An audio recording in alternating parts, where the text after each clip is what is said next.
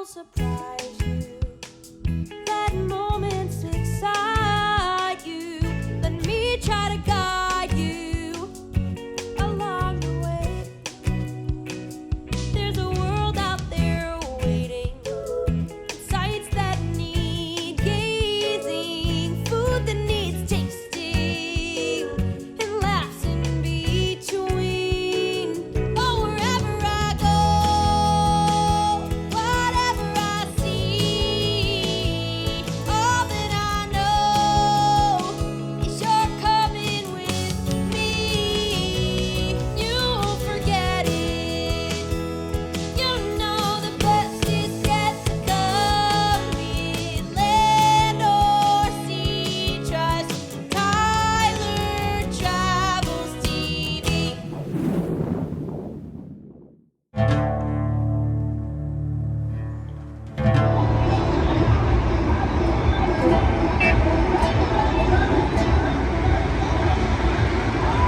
It is currently 2:40 in the morning, but you would not know it because this restaurant over here called the Blue Nile, which is directly across from our hotel, plays music like this all night, every night of the week that we've been here. I found the culprit. We kept wondering because there's these little party boats out here, and we thought maybe it's the little party boats or maybe it's something in the back of the hotel. Oh man, it's the Blue Nile, where you party all night, every day of the week. And you know what? I don't even think anybody's inside. 3 a.m. on a Thursday. We were just saying, like, it happens every night. I mean, it's just constant. And I have earplugs from the plane, and I'm like, I should have used those. Yeah.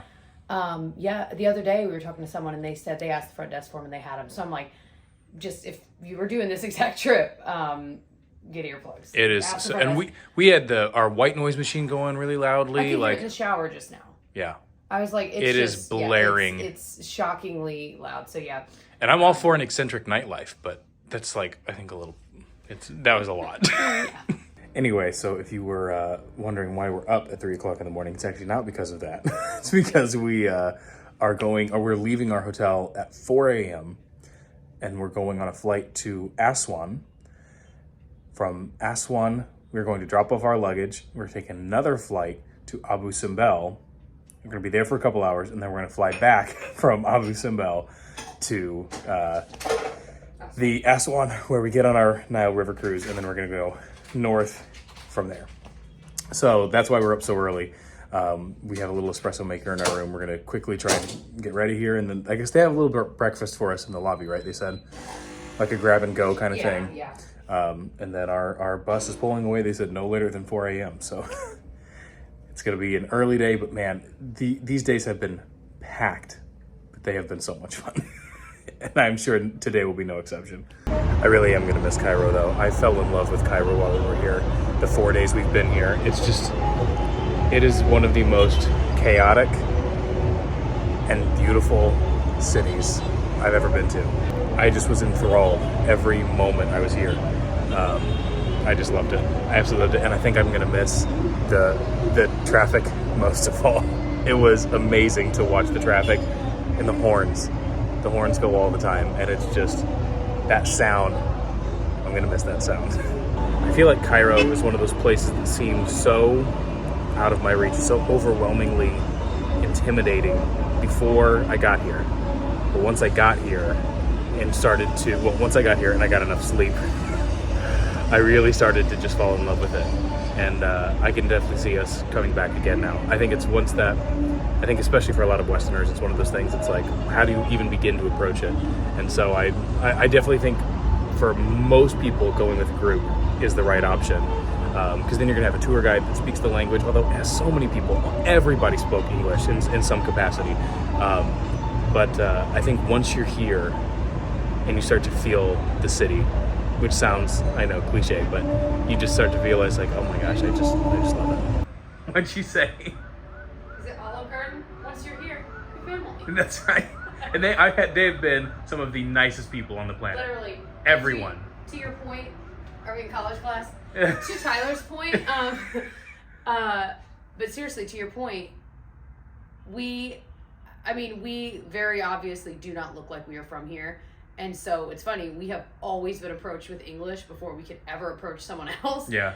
And we've never, the language barrier has not been a thing. No. I'm sure as we go a little farther out, maybe, but even still, we're still along the Nile where the cities we're going to are touristy destinations. So, but yeah, the language barrier, that's something that always makes me nervous. And I have not had a single moment where I was like, oh, I don't know if we're going to be able to get across like what we're trying. I mean, it's wild how well English is spoken here. But it's fun because we'll be across the street, even on that first night, and somebody will yell across the street, "Welcome to Egypt!" Like, they just...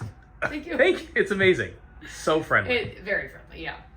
Anyway, all that to say, as much as I've loved Cairo, I am really, really excited to start heading south, which is Upper Egypt because of the direction of the Nile. So we're going to Upper Egypt, flying south, to actually start really delving into ancient Egyptian history. Because up here, we've been doing a lot of modern Egyptian stuff. But I'm really, really excited to start delving into some ancient Egypt. So excited. So excited. As with any place that you visit only for a couple days, we barely scratched the surface of Cairo. We didn't get to see any of Coptic Cairo. We only got to go into one mosque. There's so much that we didn't get to go see. We didn't get to see Saqqara. Obviously, the new Grand Egyptian Museum's not quite open yet. So there's so much that I would love to come back and see another time. But for now, we are off to the airport.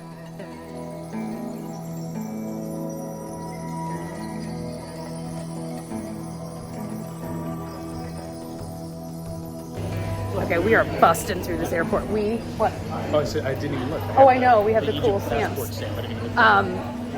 It's been an early morning, as you said.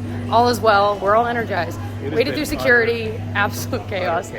Got through, got our tickets, so now we're all heading to the second security check. This is what's so great. This is what's so great about having somebody on your side, because our tour guide was just like, he was on it. He was basically working at the airport, and he was yelling at the people working here. He's like, let them go through. I'm like, glad but he's it's on just our the way side. they do it, so it all, He was works awesome. out great. But so we're literally, I think the flight leaves in 24 minutes. But we have another security to go through, and if it's anything like what we just went through, First one. but we'll get there. They keep joking. They're like, they're not going to leave with half the plane empty because we're filling half the plane.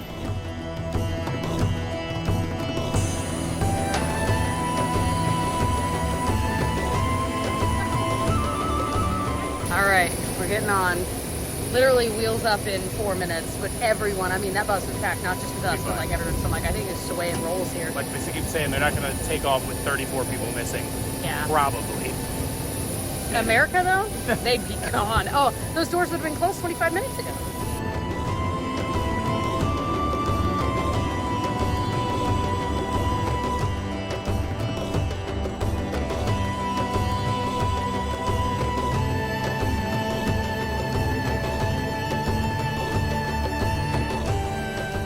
All right. Well, we're alive. We just landed in Aswan, and we have, I don't even know how much time, not too much time. I think we might have like 2 hours. Oh, Maybe really? Hour and a half, Oh, then yeah. why don't we just Well, stay no, in I here? think we're getting our luggage so they can take that to the river cruise. Oh, that makes sense. Then we'll go on and wait, and then, because this isn't departures anyway, we're gonna have to go back. So yeah, I think. Oh, we we'll got get okay. coffee or water or something. I hope so.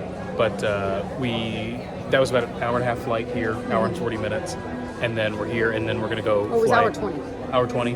And then a 40-minute flight from here to Abu Simbel, which is our next stop. So it's a really quick little flight. I guess, like saying, by the time we get up, we'll come back down. So I think it will feel fast, especially compared to that. Like it's literally half the time. So. And then we have a couple hours there, and then we turn around and come back.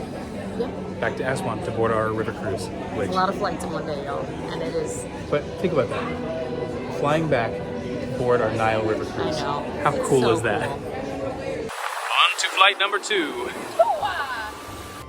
Our flight takes us to Egypt's southernmost city, right along the border with Sudan.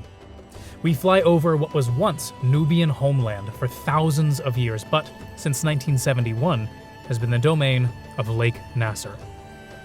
Over the course of the last century and a half or so, 2 dams have been built, the Aswan Dam and the Aswan High Dam. The result? One of the world's largest man-made bodies of water. It is rather hauntingly beautiful in its own way, the stark contrast of a massive lake in the desert.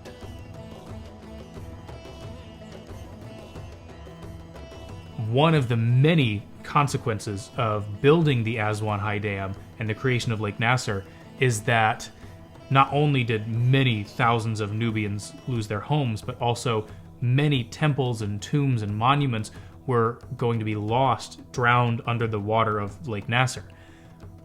And that brings us to Abu Simbel.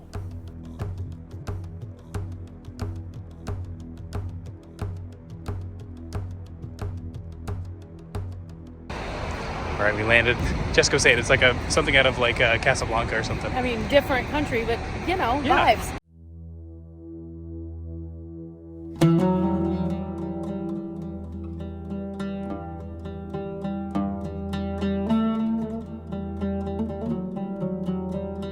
Besides maybe the pyramids, Abu Simbel was the thing I was most excited to see when we were in Egypt, because not only is the monument itself amazing and incredible, the story is fascinating.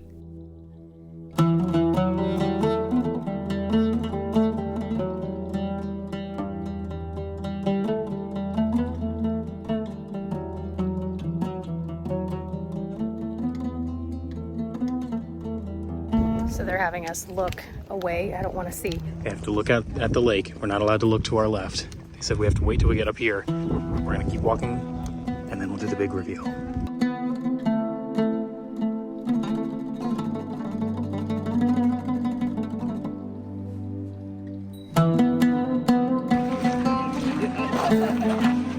All right, we're looking at the lake.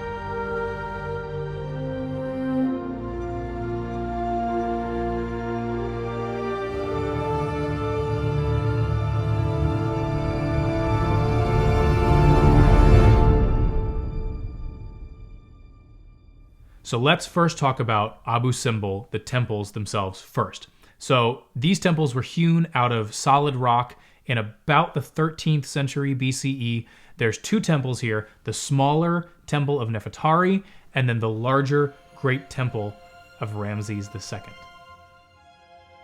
The Great Temple of Ramses II is one of the most striking and awe-inspiring monuments in all of Egypt.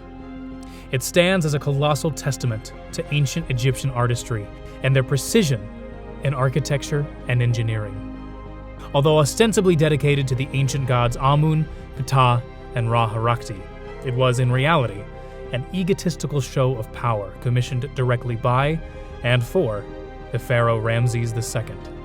He was the star of the show, with his likeness on 4 imposing colossi worshipped as a god. Would-be invaders from the south would see this towering bit of propaganda, turn tail, and run the other way.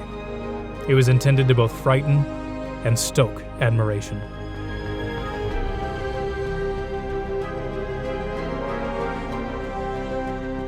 Inside, you're greeted by a hypostyle hall adorned with 8 more statues of Ramses II, this time his arms crossed in the style of Osiris, god of the afterlife, reinforcing once again his divine status.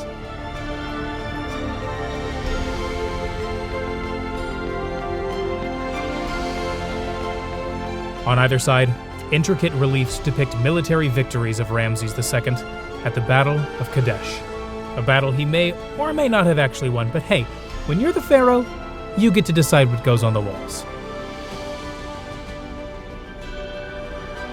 To the sides, storerooms covered in hieroglyphics were used to store offerings to the gods.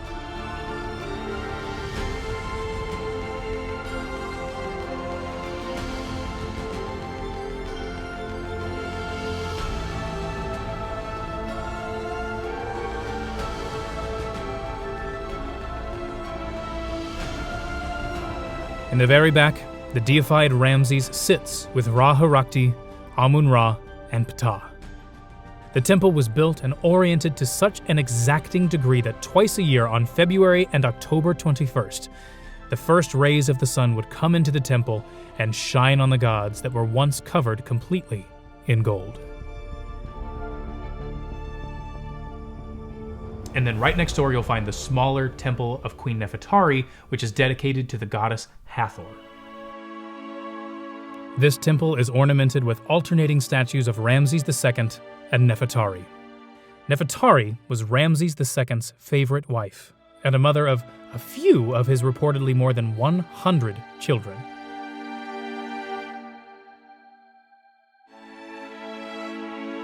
The inside of this temple is laid out in a similar fashion, but it's smaller and more intimate. Reliefs of Nefertari adorn the hypostyle hall here, and in the back sanctuary, although it's mostly worn away now, she is depicted as the goddess Hathor in the form of a cow. More color remains in the walls here, reminding us that these temples were once awash in bright, vibrant color. Here, Nefertari stands approvingly behind Ramses II as he once again is seen smiting his enemies.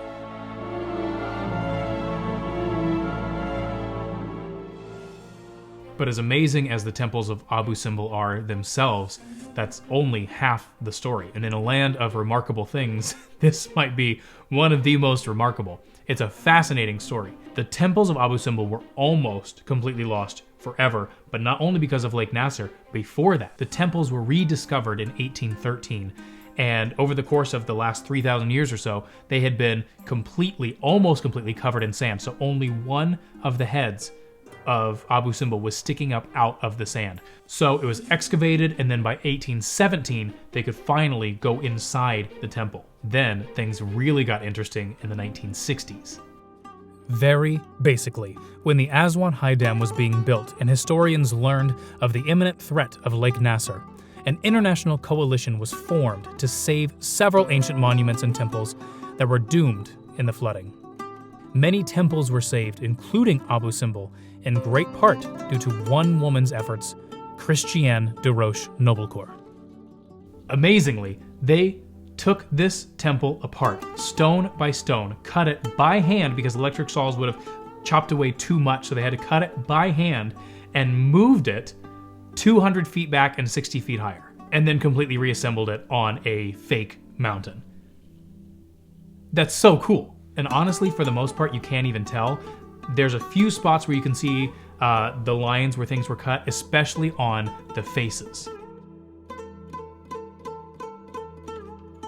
Abu Simbel on its own, without any backstory, would take the breath out of anyone who visits. By its sheer magnitude and beauty, it could stop anyone in their tracks. The four colossi of Ramses, moved to their new home, are still staring out into eternity just as they have for 3,000 years. And honestly, they were probably pretty happy about the move. Even a slight change of scenery after 3,000 years has to be welcomed. It is an incredible monument that cuts right to the heart of the human experience, man's eternal quest for immortality. Our guide Mike is having a private photo session with Tyler. Ready? Oh my gosh.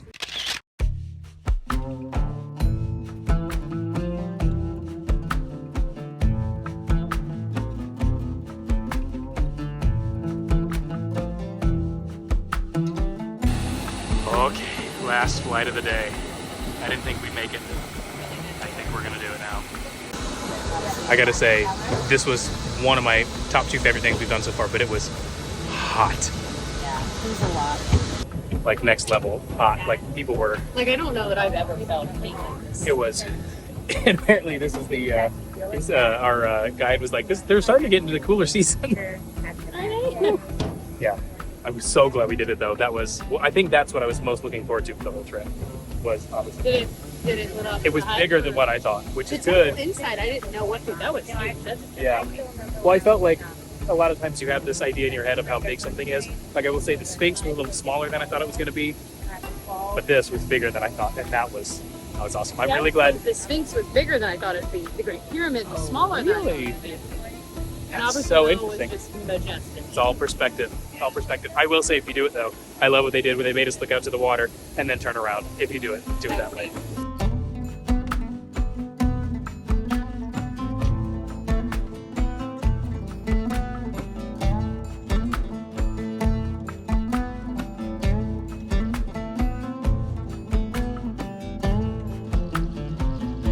So after a very long, many flights, exhausting, hot day, we finally board our river cruise, and we got quite the entrance.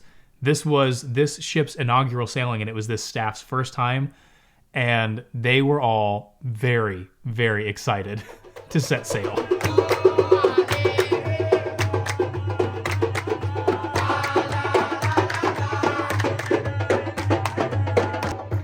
What an entrance.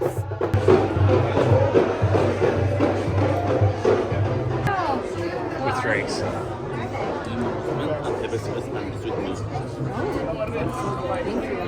Thank you.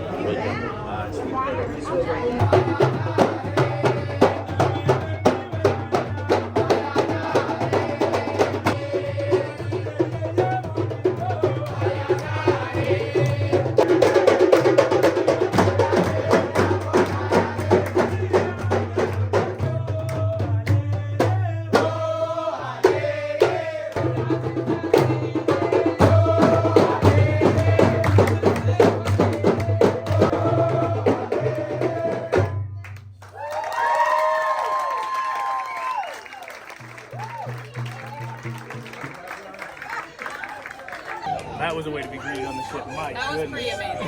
That was incredible. Yeah, like 10 out of 10. Wow. Yeah.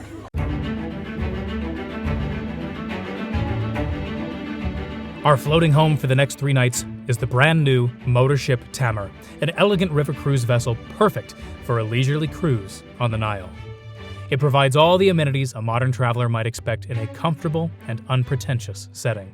The main floor includes a lobby, a small coffee bar, and an adaptable lounge that is used as an evening reception area and bar.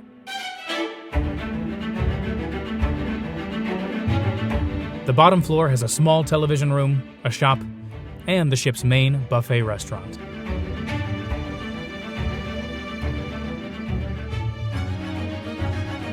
Ample sitting areas are found all over the ship, and for those that need it, it does offer an elevator.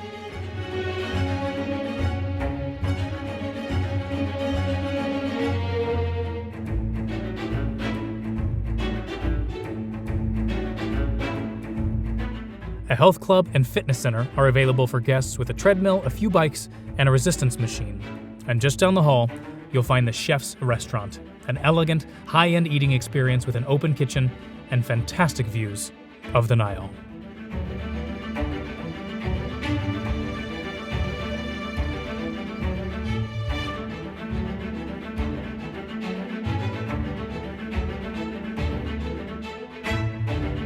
Making our way to the top of the ship, you'll find the sun deck, pool, and bar.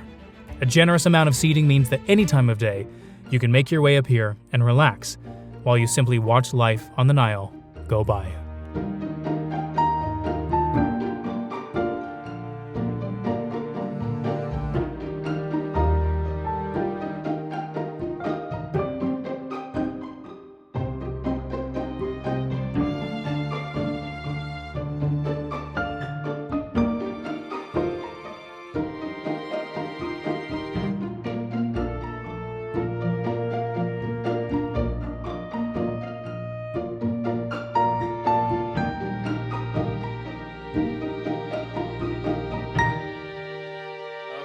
We got to our rooms and we crashed for about 45 minutes, and we're about to go to dinner now. But Jessica, we woke up and Jessica's like, I am just too tired to go. She said, I'm not all that hungry. She's like, I'm just going to sleep. So she's going to stay there, but I'm going to this hotel, which I'll talk about in a minute. It's a very cool hotel that has a little something to do with a little known writer named Agatha Christie.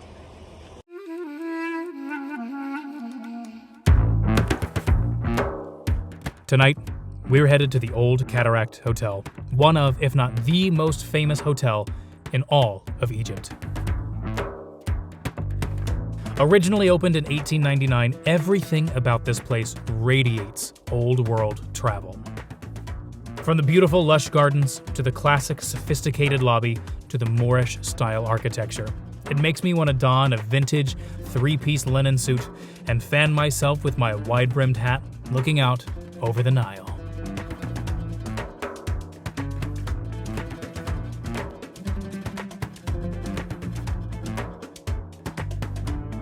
The hotel's location in Aswan, historically an important trading hub since ancient times, means that this place has hosted a who's who of famous people throughout the years. Winston Churchill, King Farouk, Howard Carter, Jimmy Carter, Margaret Thatcher, Omar Sharif, and Princess Diana, just to name a few.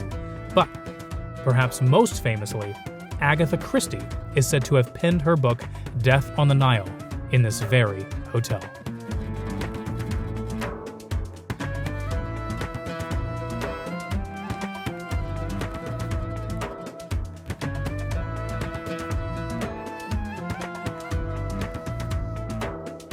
Down a long hallway lined with some of the hotel's historical memorabilia, you'll find the 1902 restaurant, a beautifully decorated, high-end restaurant serving some of the fanciest food on the Nile.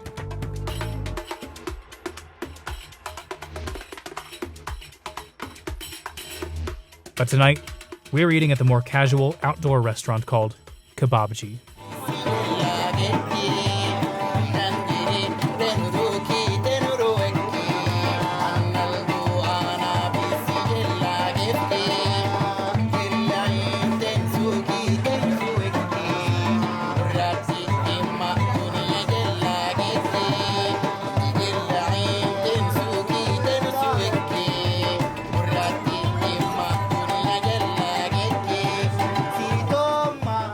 Dinner tonight is simple.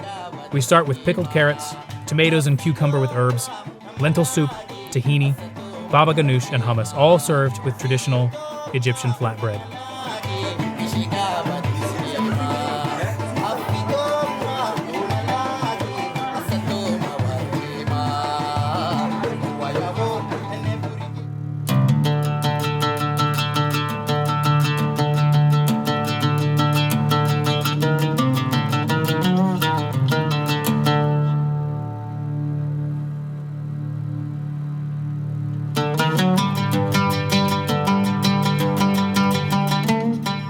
The main course is, you guessed it, kebabs. Steak, chicken shish tawuk. My favorite thing I ate in all of Egypt was the moussaka from here. It was so good. We eat our dinner, happy but exhausted after a long day. A warm breeze blows as boats slowly meander along the Nile.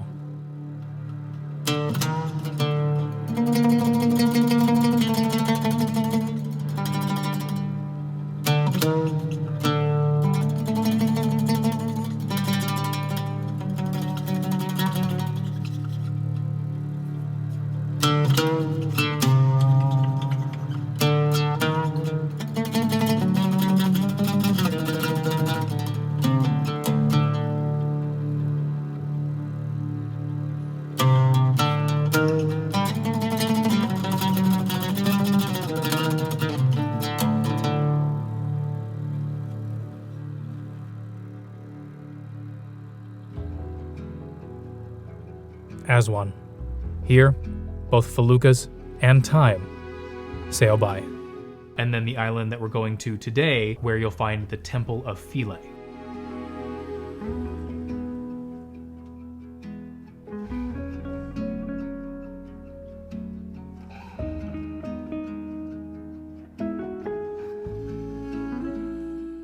And perhaps the best way to experience it is from the water.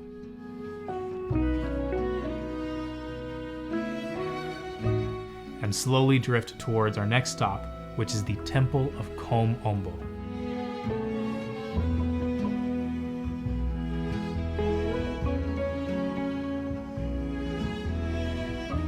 Which brings us here, the small but interesting Crocodile Museum.